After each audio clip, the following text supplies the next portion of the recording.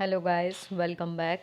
आज की वीडियो में हम दो कीज़ के बारे में बात करने वाले हैं। एक है आपकी कैंडिडेट की और दूसरी है आपकी कंपोजिट की। और ये एक रिक्वेस्टेड वीडियो है, तो फटाफट से हम इसको कवर करें। उससे पहले यदि चैनल सब्सक्राइब नहीं किया है तो एक बार चेक कर लीजिए सब्सक्राइब वाला बटन प्रेस है या नहीं। और अगर नहीं है तो इतना तो बनता है कि आप उसे ज़रूर प्रेस करें। तो चलिए हम बात करते हैं कैंडिडेट की। तो देखिए, हमारे पास सबसे पहले एक सुपर की है, मतलब ऐसे बहुत सारे कॉम्बिनेशंस जिनसे हम किसी भी रो को यूनिकली आइडेंटिफाई करेंगे। तो कॉम्बिनेशंस किसके, अलग अलग कॉलम्स को जोड़ करके हम क्या बना सकते हैं, उसके कॉम्बिनेशंस। अब उन कॉम्बिनेशन में से हम उन कॉलम्स को ढूंढते हैं जहाँ पर कम कॉलम को हम कंबाइन करें और उससे की बनाएं। तो मान लो कि हमारे पास में एक था रोल नंबर, एक है स्टूडेंट आईडी, ठीक है, और ईमेल आईडी। ये सारे क्या हैं, ये यूनिकली किसी को भी आइडेंटिफाई करते हैं। देखो तो स्टूडेंट आईडी भी रिपीट नहीं हुआ, रोल नंबर भी रिपीट नहीं हो रहा है।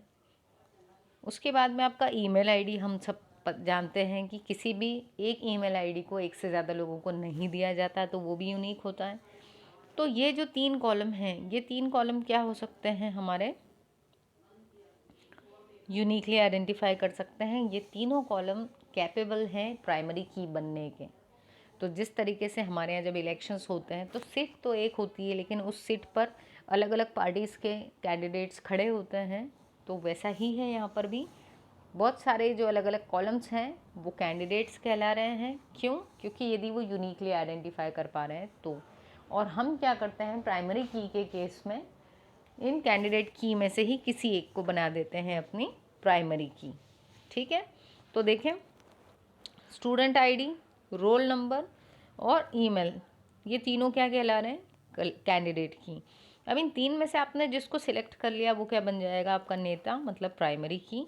और जो दो बच गए वो दो कहलाएंगे अल्टरनेट की। मतलब अगर ये प्राइमरी की नहीं रहती तो हमारे पास ये दो अल्टरनेट ऑप्शंस हैं, हम इन दो में से किसी को की बना सकते हैं।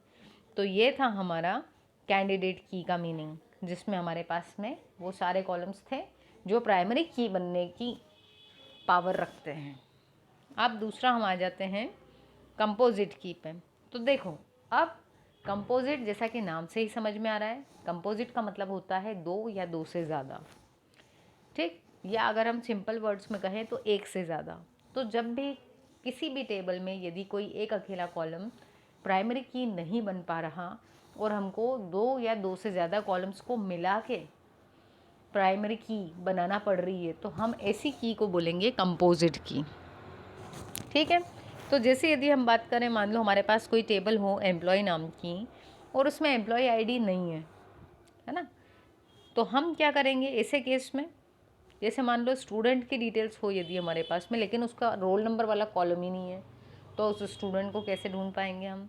तो हम क्या करें, स्टूडेंट नेम और उसकी डेट ऑफ बर्थ, ये दोनों मर्ज कर लें, मतलब ये दो कॉलम को की बना दें अपनी, कि ये दोनों कॉलम की वैल्यू से हम किसी भी स्टूडेंट को आइडेंटिफाई करेंगे। जैसे यहाँ एग्जांपल में दिया हुआ है कि यदि एम्प्लॉय नाम की टेबल है जिसमें एम्प्लॉय आईडी वाला कॉलम ही नहीं है, तो हम क्या करेंगे, उस एम्प्लॉय का नाम और उसकी डेट ऑफ बर्थ, इन दोनों को क्या करेंगे, हम मिला करके एक अपनी की बना देंगे।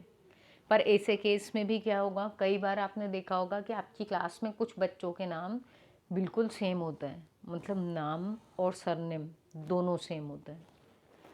अब बाय लक यदि किसी का ऐसा हो गया कि पूरा नाम और उसका डेट ऑफ बर्थ भी सेम हो गया, तो यहाँ के केस में क्या होगा, डुप्लीकेसी आ जाएगी। हालांकि बहुत बहुत कम, रेयरेस्ट चांस है, बट है तो सही।